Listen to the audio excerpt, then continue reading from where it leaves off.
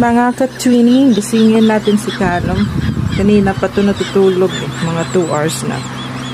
So, at the moment, 6 na. Calum!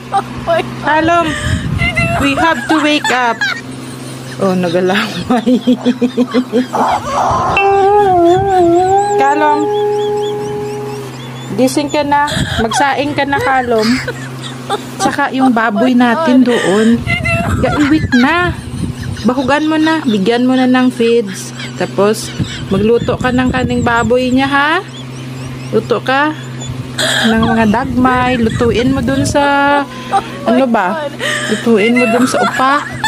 May nagbenta ng upa ba? Binili ko kanina. Lutuin mo yun na. Bigyan kita ng baon na 20 pesos. Okay? Tapos, Hoy.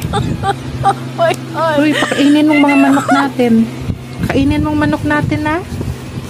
Hoy, gising ka na. Tsaka magsaing ka muna doon. Hoy, kawawa naman 2 years old, eh. Nagbabahog ng baboy, tsaka nagbubod ng manok. Tapos galuto pa to. No, luto ng kanin. Okay, wake up ka na, ha? Wake up ka na. Yan. May kami dito, sinisira nila.